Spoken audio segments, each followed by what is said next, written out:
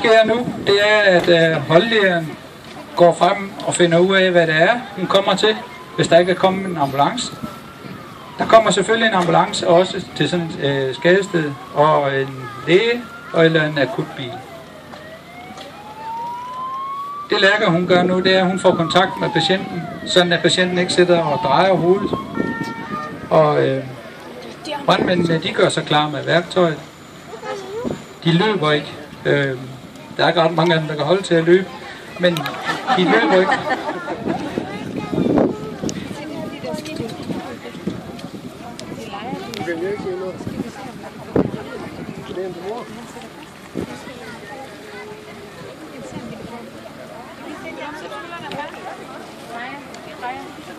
Det man kan sige nu, det er, at Lærke forlader ikke patienten, før der er en anden, der overtager patienten.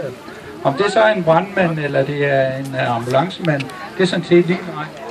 Brandmændene har en uddannelse, så de kan stadigvæk sidde inde og holde hovedet og sådan noget på patienten.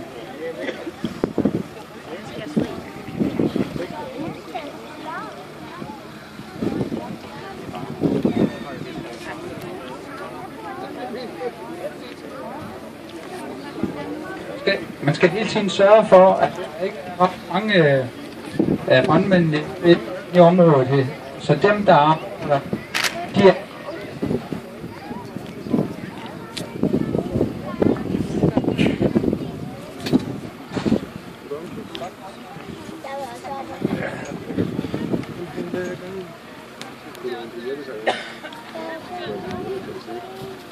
Det man så gør nu, det er, at selvfølgelig man gør værktøjet klar, og man begynder ikke at kravle ind i bilen, før bilen den er stabil. Og det vil sige, at det er det man gør nu, som I kan se, at I er i gang med, det er, at man klodser bilen op. Og det går der selvfølgelig noget tid med, men sådan er det bare. I skal hele tiden forestille jer, hvis der er en der sidder fast i enden, og de er trykket op mod metal. Prøv at forestille jer, hvor ondt det vil gøre, hvis der var...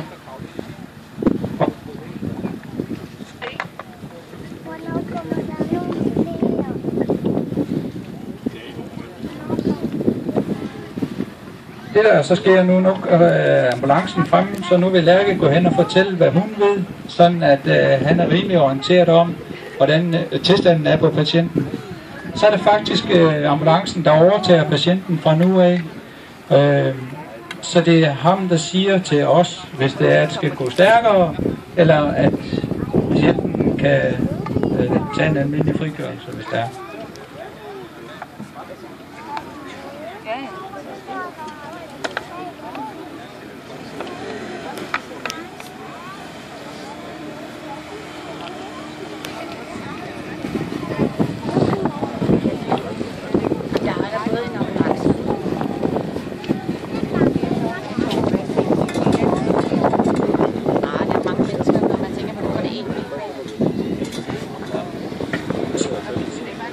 Nu kan vi sige, at nu er bilen ved at være stabil.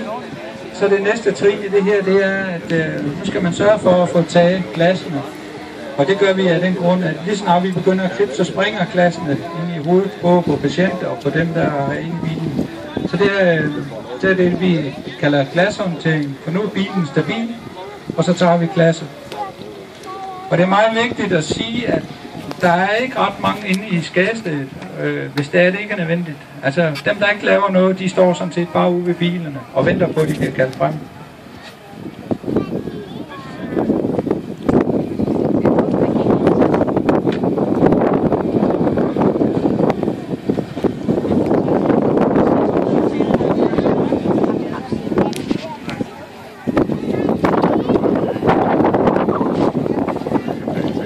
Så er ambulancen frem, og han tager patienten også, og finde ud af, hvordan det skal gøres. Det er i samarbejde med ambulancen, og så med selvfølgelig holdlederen, der snakker om vi skal tage tag i det, eller hvordan vi tager vedkommende ud.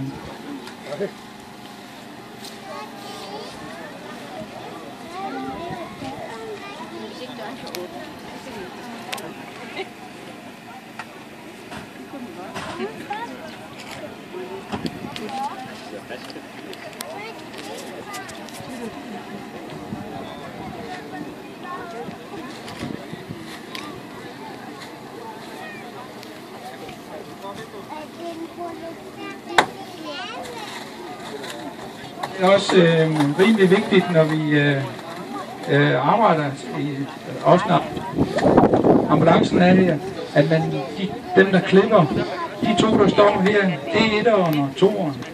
Og at det er dem der har den opgave. Og klipper 1 og klipper 2, det er faktisk dem der arbejder inden området. Men de fortæller hele tiden hvad de gør.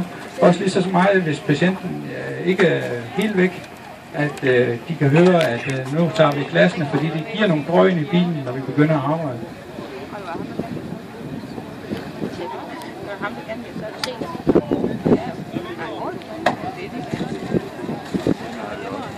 Og det I ser her, det er faktisk den måde, det foregår på, når vi snakker traditionel frigørelse.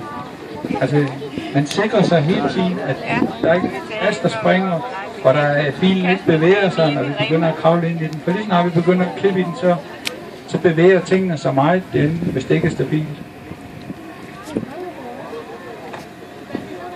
Og vi kan se, at vi har en ambulancemand, han ved også, når han ikke skal være i arbejde, så går de væk. Fordi vi vil ikke have andre herinde omkring, så længe vi arbejder med det.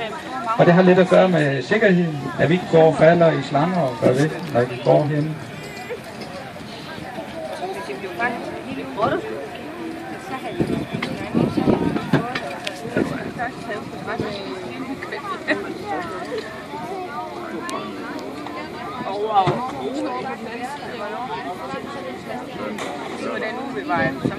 Når der går godt og vel 5-6 minutter og fra vi lander her. Men altså gør de ting vi gør.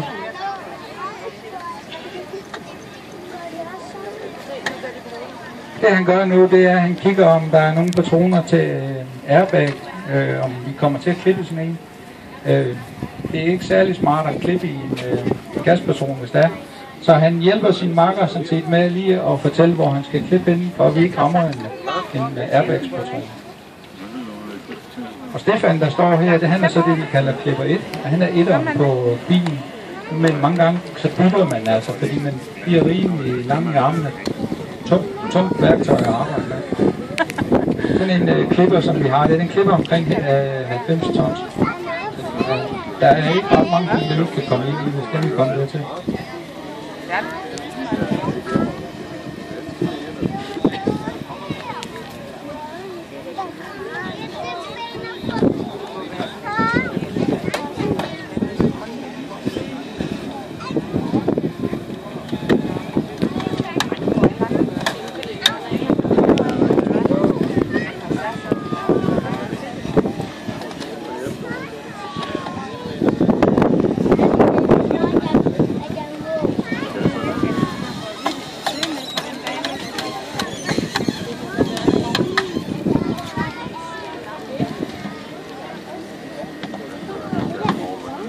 Så nu er der så frigivet en brand inde i, sådan at nu har patienten, men det er simpelthen noget, man bare vælger, hvis der man kan jo vælge at sige, at han bliver siddende den.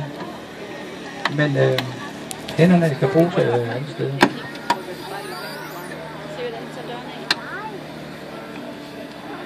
En af grundene til, at man også sprayer det, vi kalder sprayer døren af, det er for til ambulance. Så hvis det er, at patienten bliver rigtig dårlig lige pludselig, så har man en vej, man kan få patienten ud.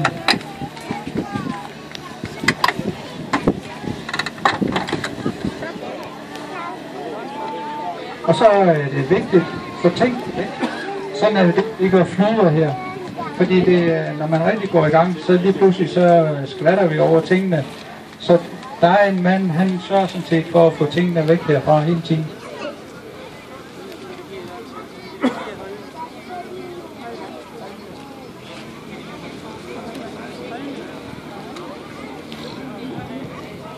Så nu er der adgang til ambulancen, og det vil sige, at det vil anlægge et halskrav, fordi nu er vi så langt fremme, at nu skal John gøre rimelig stabil, så der ikke sker mere med ham.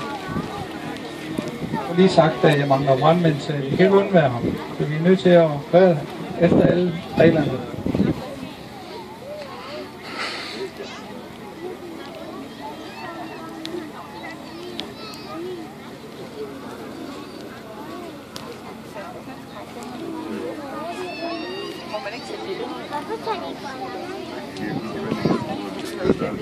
er sikker på, at det er lød, ikke? Eller brække nakken.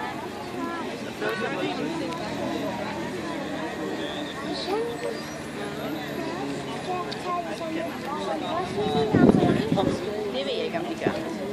Det kan godt være. Det, at de har gang, det er, at han sætter fast med... Så nu prøver reglerne for at få ham fri hjemme.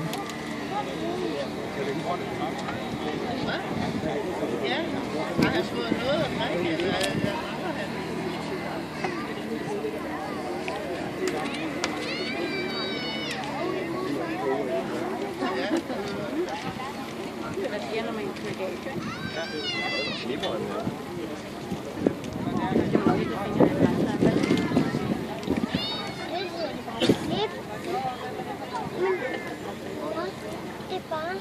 Det er bare træning, hvis der er ud. Ja, det er træning. Det er rigtigt. Træner de lige. At for at man, mens de står der og ikke kommer videre, så kan jeg fortælle lidt. En brandmand i dag, han har jo betalt sin uddannelse. Det vil sige, at man er ansat som deltidsbrandmand, men det er lønnet, mens man tager uddannelsen. Hvis vi kører det ud i et fuldt ud, så kan man være rimelig uddannet inden for et år i hvert fald. Og så har man 12 årlige øvelser, man skal faktisk være med på alle øvelser.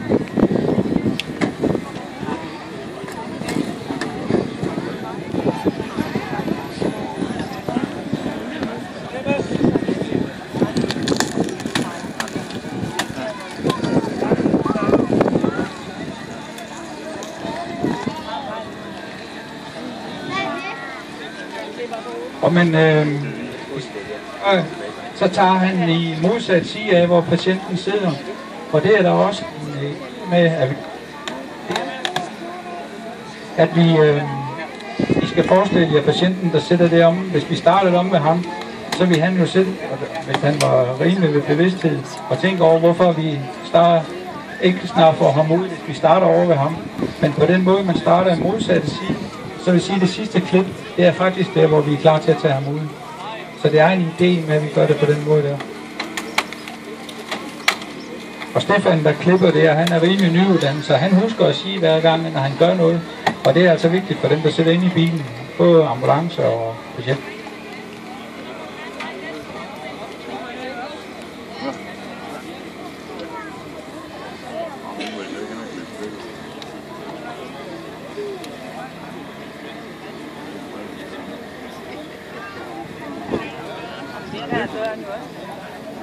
Og værker, som vi ser, der hen med hovedhjelmen, der er holdbilleder, så på afstand holder op, at der ikke sker noget med de gutter, der klipper, eller der er noget, der vælter ned over dem, eller andet.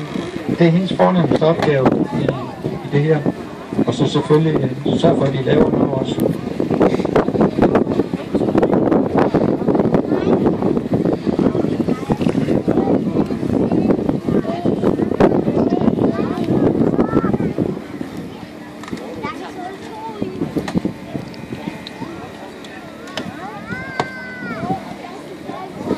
Man kan sige, at de 12 årlige øvelser, at vi kører, der ud af de 12 årlige øvelser, der tror jeg faktisk, at vi træner det. I hvert fald 6 gange af ud af de 12 øvelser, hvor vi lægger sådan noget i. Fordi at det skal altså bare virke, når det kører.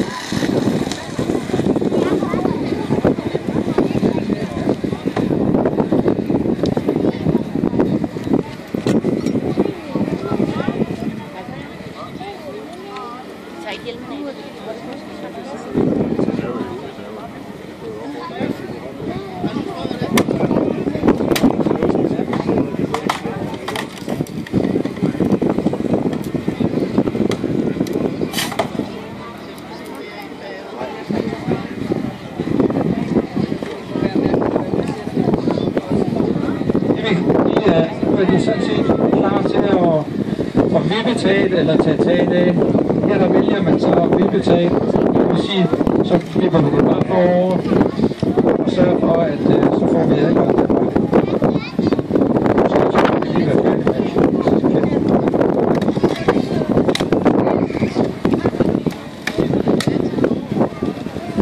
har vi været på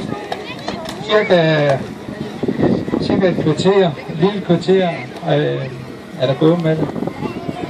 Men hvis patienten nu går hen og bliver rigtig dårlig, så kan man sige, jamen så har vi lavet det, vi kalder en udgang rimelig hurtigt, og så trækker man selvfølgelig bare patienten ud, hvis der er.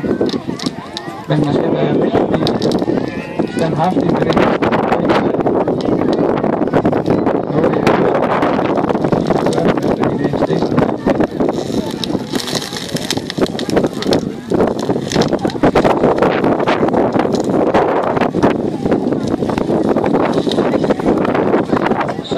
Så har vi åbnet en bil til...